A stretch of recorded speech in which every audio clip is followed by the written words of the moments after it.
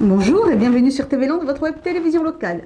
Au sommaire du journal de ce mercredi 29 octobre, salon du mariage à Sobrig, foot américain à Dax, les arts mêlés en résidence à Souston. Depuis 6 ans déjà, au mois d'octobre, l'association Tendance du Jour organise un salon du mariage à Sobrig.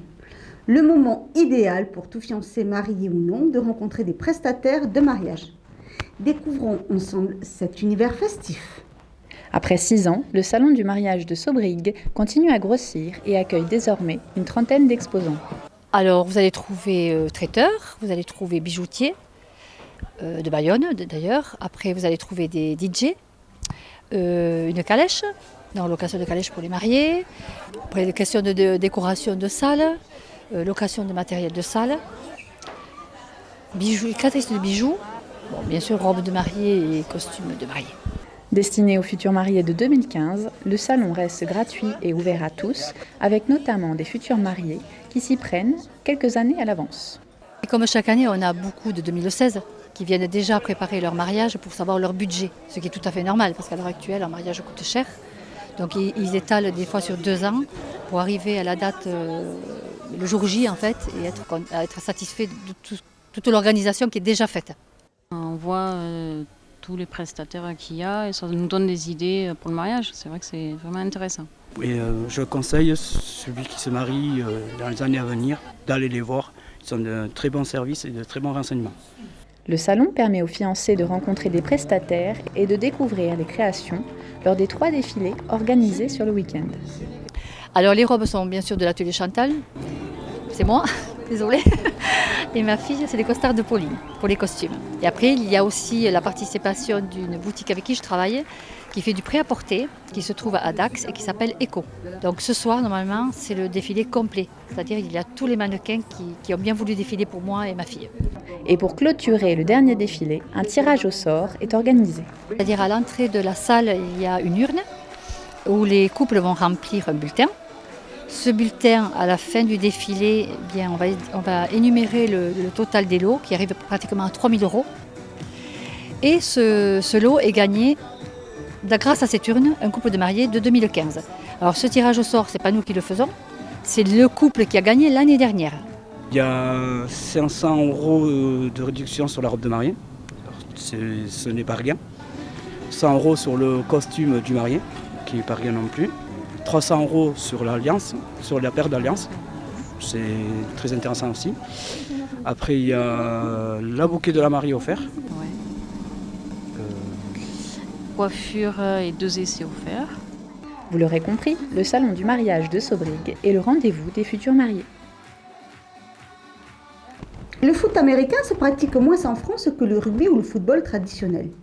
Mais il se développe néanmoins. Pour cette nouvelle saison, l'équipe d'Aquoise et les Knights joue en National 3. Nous sommes allés à leur rencontre lors de leur match à domicile contre Muret. Pau, Biarritz, Bordeaux, Mont-de-Marsan ou encore Dax, le football américain se développe de plus en plus en Aquitaine. Alors sur Dax, ça fait 5 ans que le club existe. La nouveauté cette année, c'est que les seniors ont été champions d'Aquitaine l'an dernier et donc on accède à la division nationale 3 du championnat de football américain français. Voilà, c'est le premier match de la saison aujourd'hui de National 3 contre Muret, à côté de Toulouse. Rien à voir avec le football comme on le connaît, le football américain se joue avec un ballon ovale. C'est avec un ballon ovale. La différence avec le ballon de rugby, c'est qu'il a un lacet sur le dessus qui permet qu'on le lance à la main. On a le droit à une passe en avant et autant de passes en arrière qu'on veut après comme en rugby.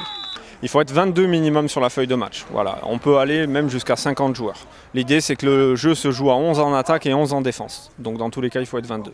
On a une protection obligatoire donc, qui comprend une épaulière et un casque qui évite les bobos type arcade ou clavicule cassée ou des choses comme ça. Faut savoir qu'après, c'est un équipement qui pèse assez lourd, qui pèse 3-4 kg. On n'a pas le même champ de vision, donc il faut s'habituer. C'est une difficulté supplémentaire du foot américain. C'est s'habituer à l'équipement, à courir avec. Après, ça a aussi un attrait, parce que les contacts sont quand même chez nous un petit peu plus violents qu'en rugby. Et l'équipement accentue cela. Voilà. Vous avez un attrait dans le contact à utiliser le casque, des choses comme ça, mais ça vous permet aussi d'être protégé et d'éviter la grosse blessure. La base du jeu, c'est que c'est un jeu de gagne-terrain. Vous avez 4 tentatives pour franchir 10 yards. Si le contrat n'est pas rempli, vous dégagez la balle au pied pour l'adversaire. L'objectif est évidemment de progresser de plus en plus sur le terrain jusqu'à rentrer dans la zone d'en-but pour marquer un touchdown. En fait, comme au rugby, vous allez avoir chaque poste a sa particularité. Les avants chez nous vont vraiment se rentrer dedans avec les avants adverses pour protéger derrière le quarterback, pour qu'il puisse faire sa passe en avant. Donc vous allez avoir l'équivalent de l'ailier chez nous, c'est le receveur, qui lui va faire un tracé défini pour rattraper cette passe en avant. Derrière, on va avoir ce qu'on appelle les running backs, c'est le coureur arrière. Si le quarterback ne peut pas faire une passe en avant, il va lui donner la balle dans les mains et il va devoir progresser à sa manière en portant le ballon le plus loin possible. Donc chez nous, en fait, il y a une place pour tous les gabarits et tous les styles et les types de joueurs. Le joueur qui ne touche pas de ballon et qui aime le plaquage va jouer en défense. Le joueur qui est plutôt costaud va jouer devant, effectivement, pour protéger le quarterback ou chercher à plaquer le quarterback adverse. Et les joueurs qui seront plus rapides, qui vont peut-être moins aimer le contact et jouer au ballon, eux se retrouveront sur les ailes ou derrière pour porter le ballon et faire gagner le terrain à l'équipe. Le football américain, comparé à ce qu'on peut penser, c'est pas un sport de bourrin, c'est un sport très très stratégique. Tout est travaillé à l'entraînement, chaque jeu est millimétré.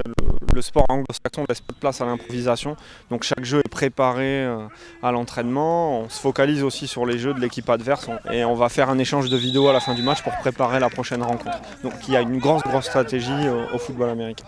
Et de la stratégie, il en faudra, car c'est au niveau national que l'équipe d'Aquoise joue désormais. On est dans une poule avec Pau, Tarbes, Muret et Montrabé.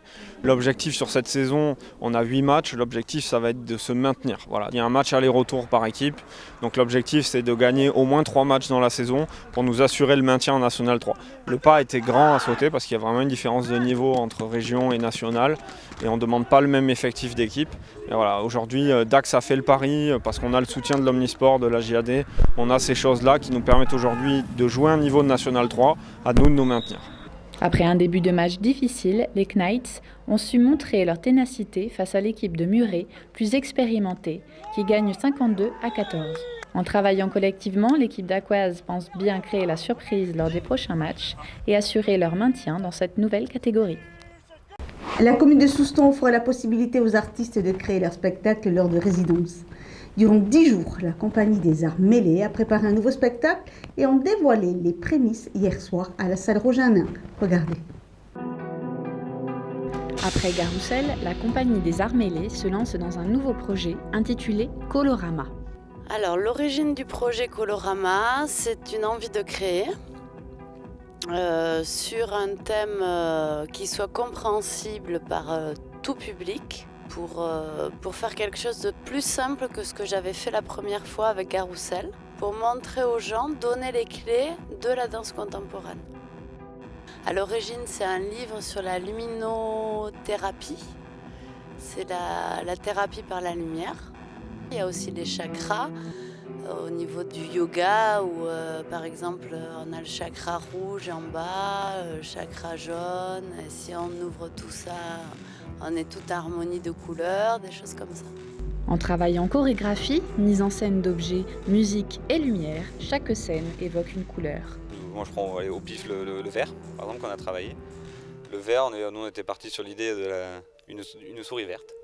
Alors du coup ça pouvait amener vers plusieurs pistes, ça pouvait être la peur, la folie un petit peu, ça peut être aussi très bien le travail de la nature où on aurait pu faire Donc parmi tout ça, on a choisi quelque chose qui nous plaisait. Il y a aussi plein de nuances dans les couleurs et du coup on fait des choix là aussi, quoi. C'est-à-dire qu'on peut avoir un bleu très profond, un bleu nuit, comme on peut avoir un bleu beaucoup plus léger, un bleu piscine, enfin toutes sortes de bleus. Donc là pareil, là on choisit la nuance de bleu qu'on veut travailler et après on va l'exprimer avec nos sentiments. On a pu vraiment, ce qu'on veut faire, c'est affirmer, quoi. D'ailleurs on ne choisit pas au hasard, on réfléchit pour chaque détail. Ouais, puis après c'est le travail aussi au fur et à mesure qui nous a fait affiner aussi, c'est un peu lié les deux, c'est-à-dire qu'on va partir sur une idée mais après avec la danse ou avec la musique on va affiner cette idée-là et ça nous ouvre aussi d'autres portes, des choses auxquelles on n'avait pas forcément pensé à exprimer et que du coup on essaie aussi, on tend vers ce travail-là, quoi. Réunis depuis 10 jours pour cette création, la première représentation permet d'avoir un premier retour sur leur travail. C'est-à-dire que là oui c'est une ébauche, c'est-à-dire que là on en est à 20 minutes de spectacle. L'idée après c'est d'arriver 50 minutes ou 1 heure. Et ça fait que là, bon, c'était un peu une question parce que du coup, une ébauche c'est bien, mais si on présente vraiment un travail qui est complètement à l'arrache, même si c'est du public, soit professionnel, soit nos amis qui viennent, ça peut être un peu compliqué d'avoir quelque chose en transition, enfin très brut. Donc du coup, on a essayé quand même de mettre en forme pour avoir quelque chose qui tient la route, mais dans tous les cas, là, c'est oui, on en est vraiment au stade de l'ébauche, tout n'est pas fini. Donc ça fera du bien aussi d'avoir d'autres retours, quoi. Intéressant et j'ai hâte de voir comment ça va progresser. Que ce soit au niveau de la danse, que ce soit au niveau de la lumière, du son, c'est vraiment très bon. Très très beau spectacle, j'étais de passage et j'adore, génial. Voilà.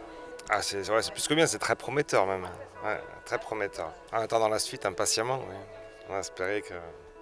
Non, c'est vraiment du bon boulot. En peu de temps, là, ils ont pondu quelque chose de vraiment bien, quoi. Tout y est, ouais. Franchement, tout y est. Très bien. Félicitations. Voilà, cette édition est maintenant terminée. Je vous donne donc rendez-vous vendredi pour un prochain journal de TV Londres, votre télévision locale. Je vous souhaite en attendant de passer une excellente journée.